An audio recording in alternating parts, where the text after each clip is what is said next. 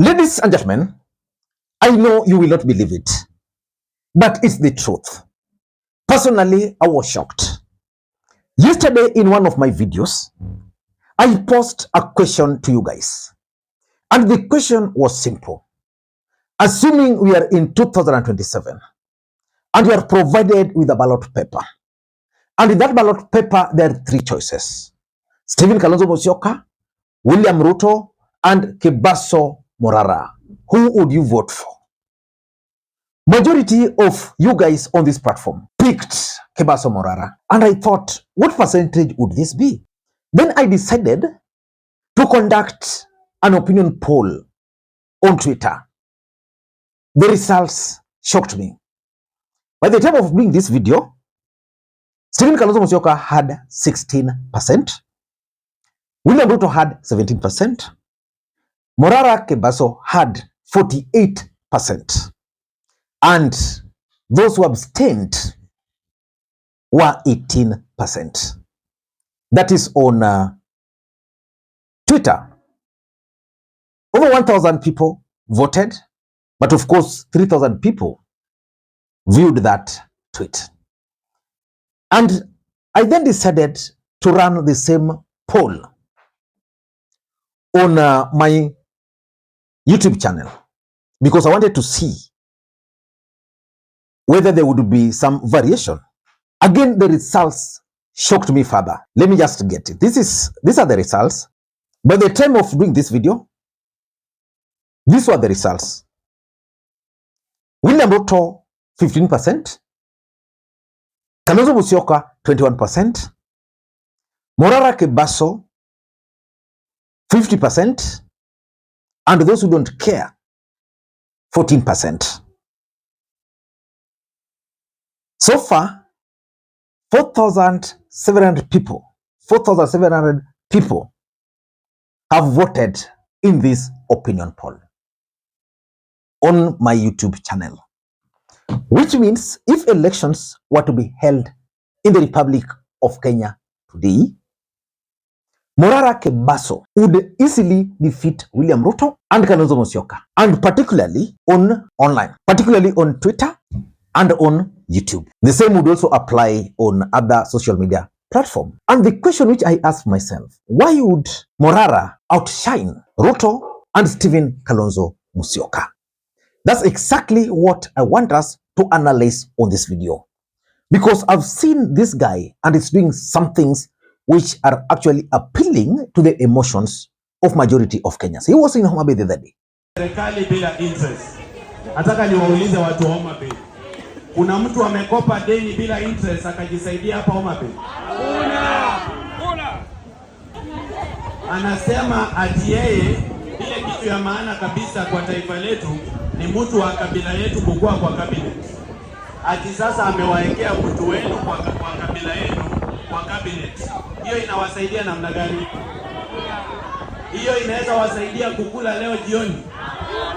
Si anawaeka kwa ministries ambazo tayari ameiba pesa amemaliza. Mahali ameweka Opio Wandai. Amechukua mtoto wenu Opio Wandai. Amemweka kwa Ministry of Energy. Kabla hata Opio Wandai achukue kitabu, aanze kuangalia, walipora 40 billion kutoka kwa Ministry of Energy, wanasema ati wanajenga pipeline kutoka Mombasa mpaka Nairobi. So why would Morara outshine Kalonzo and Ruto? Because we all know that William Ruto is the president of the Republic of Kenya. Kalonzo Musyoka is actually positioning himself as the Gen Z candidate. And we also know one fact, that majority of Gen Zs are on Twitter, TikTok. In fact, if these questions were to be asked on TikTok, the answer would be out of this world. I want us to analyze why this happened. But before we do that, for those who are watching this channel for the first time, please take a second or two, click the subscribe button so that next time we produce a video like this, YouTube will automatically notify you. And to the subscribers, I want to continue thanking you guys for your continued support. Because without that support, this channel cannot be where it is. Ladies and gentlemen, without further ado, allow me to dive in. But again, before I dive in, allow me to also take this opportunity to introduce you guys to LemFi. LemFi is a mobile money app for users in the UK, Canada, and the United States of America to send money to Kenya. They offer the best exchange rates, and the money will be delivered instantly into your Mpesa account, Airtel Money account, and of course, if you want, directly into your bank account. You can use the link in the pinned comment to download the app. Ladies and gentlemen, why do you think Kebaso Morara would defeat William Ruto on Twitter and on Facebook? There is one thing that we must accept, that the Gen Zs are currently political aware. And anybody who is taking the Gen Z influence lightly is going to be shocked. They have effected changes in other parts of the world. In Bangladesh, they forced the prime minister to resign. In Kenya, they almost overthrew the government. That is the fact. In Senegal, we have a 44-year-old as the president. So I'm not surprised that Kebaso Morara is actually outshining William Ruto and Stephen Kalonzo Musyoka. I know most of you would say or argue that that is social media. But the truth of the matter is that revolution will happen on Twitter. It will happen on TikTok. It will happen on Facebook. And it will also happen on YouTube. Just because you are making it there does not mean you'll make it everywhere. On this other side. God has given people talents and skills. And those talents and skills, they are unique to you. So you might see Morara doing something really well, and you actually think you can do it.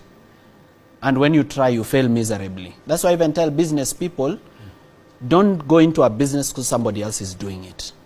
The same with artists. Don't go into politics because KJ went there, or because Jalango went there.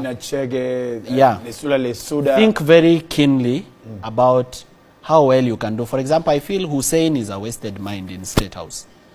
He's doing really well as a journalist, but now he's in State House. They have him doing the wrong job for the wrong people who don't care about his... Hussein, a brilliant guy, but now look at the things he has to do. Look at his response to my... You know, he is at an impossible place. Yeah? He's found himself in this position where you are really bright, you feel you can offer a lot to this government, but it's not needed. You know, you go into government thinking, oh, I'm a lawyer. I'm going to give them really good advice about how to do things the right way. Such a legal system, yes. Put them in place. Then you go into government, you realize your legal advice is not even needed. They have already decided what they want to do. They just want you to facilitate it to be done. That's why people like Professor Guido Muigai, brilliant guys, left government. He resigned from being AG. Because, you know, sometimes intelligent people are also impatient. The current revolution will not be televised. It will be relayed through those platforms. But Morara has actually shocked me, because just the other day, we witnessed Hussein Muhammad exchanging with him. Hussein. Yes, this is ridiculous. No, I'm not going to engage in this. This is ridiculous. It's very simple. This is the number of the president. He's saying he was COVID. I'm telling you, no such thing happened. Let him substantiate it. Let's not do a back and forth here. It's not worth it. I've said Morara and team and any other Kenyan can hold the government accountable, but do it truthfully. I'm not going to engage in a back and forth about whether the president called him. I'm telling you, the president did not call him. I work for the president. It's very simple. Let Morara substantiate. There are many ways to do that. And Morara is a no-nonsense man. He's saying things which resonate so well with the majority of Kenyans. I remember there was this day he was debating with Honorable Ruku, and these are the scenes there. So let me confirm to the people of Mbeere North who are listening to their member of parliament today that the government led by President William Ruto has hired him to come and lie to Kenyans. When the president was in Mbeere, when he was campaigning to be president, on the 1st of July 2022, my brother, he held a rally at... You know, wait, just 1 minute. I respect the people of Mbeere North. No, let me just say this. The people of Mbeere North voted me to be... On the 1st of July... You know, and some issues, some novice issues I will not take. On the 1st of July 2022... He cannot he Just a cannot. moment. On the Just 1st a of moment. July. I'll give you an But you see, he opportunity, has to withdraw some of these. Okay, I withdraw. You know, you have I to withdraw withdraw. some of these Withdraw that shenanigans. particular I comment. withdraw. We are I withdraw. on a national platform. Let we me are talking withdraw on a the serious injection. thing. Okay, so we are talking on he- serious thing. He has to be serious. Let All me, right. let me, Yes. this I is very You noted. can't be Well noted, kindly. this is very serious. I withdraw the injection. Let me now inject a bigger injection. I've withdrawn the small injection that I was injecting you with. Let me inject a bigger one. On the 1st of July 2022, President William Ruto held a rally at Ishiara, Mbeere North, his constituency. And this is what he said. Nyinyi watu wa hapa Ishiara, mimi nataka kuwaahidi. President was not in Ishiara in July. Well, In Let's July stop games. 2022, 1st of July, I He's have talking proof. about the campaign The period. proof is here. William Ruto live from Ishiara, 1st July 2022. Are you still denying? Before elections. I can even show you the video. Before- he was before- campaigning to be before president. elections. Okay, This is let- what let's he listen said. to He was what not he president. said. Okay. This is what he said. Yes, he was not president Yeah, then. yeah, he wasn't the Nyinyi president. watu wa hapa Ishiara, mimi nataka kuwaahidi kwamba hapa Ishiara hapa tutajenga KMTC ya hapa Ishiara. Ni kweli si kweli? Sijui kama tunaelewana. I want to ask the people of Mbeere North who are watching me this morning. Do you have a KMTC at Ishiara which President William Ruto promised you? Because we are talking about fake promises. Promises that are said but never materialized.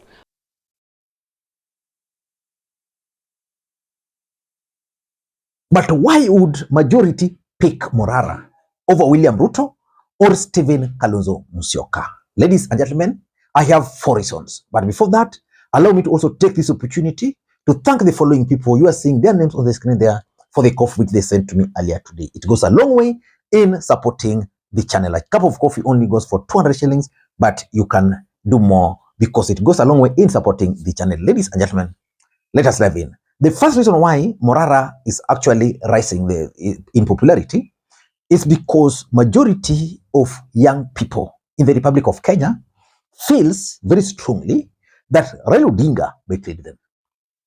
When Gen Zs began their protest against William Ruto, everybody, including William Ruto himself, knows so well that they were protesting legitimately.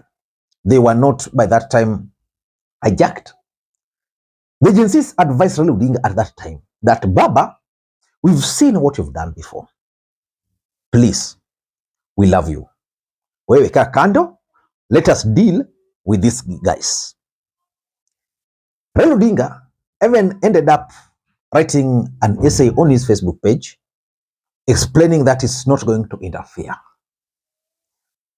From nowhere, Raila Odinga emerged with William Ruto, and before Kenyans knew, Raila Odinga was working with William Ruto.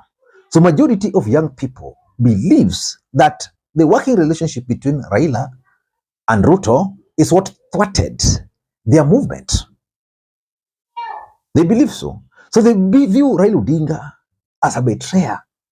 In fact, if you were to ask me, majority of these guys were like, Baba, wake up, kando, let us deal with these guys, then we will support you at the right time.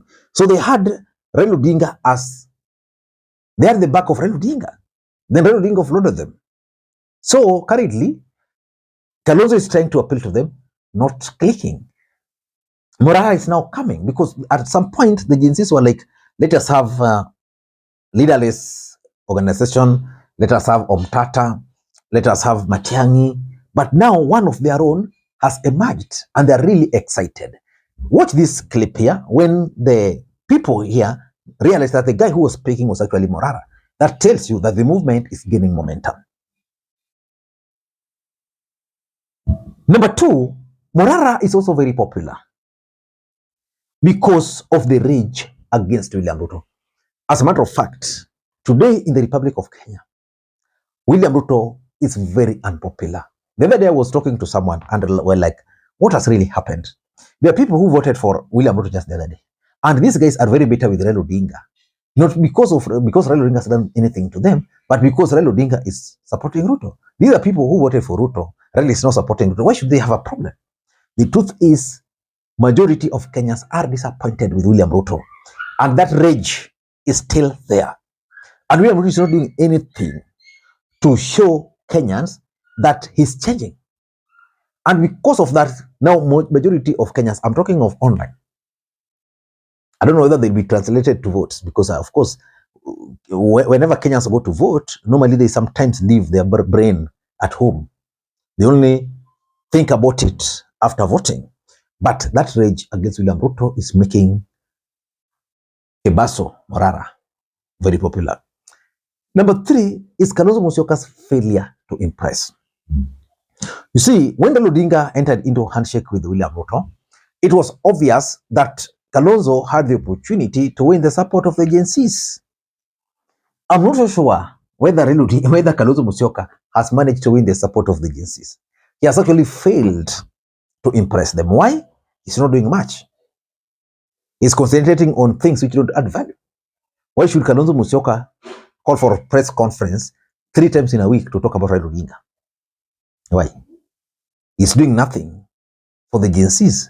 The Gen Zs are demanding accountability. If our Kalonzo Musyoka had picked one Ukambani governor, lead the residents there to demand for accountability, Kenyans will start seeing him as a serious person. He would go and start forming the shadow cabinet the way he talked about. Then start putting government to account. They are not doing. Basically, if you've been following Kalonzo Musyoka of late, it's like he's waiting for someone to give instruction. And lastly, Morara is also very popular because of the Gen Z factor, their defiance. The Gen Zs are out to defy the status quo. That's why when you give them a name or names to pick from, they will easily identify with one who is not part of the status quo. I don't know what you think. That's my take. Until next time, this is Lee Makwiny. Bye-bye.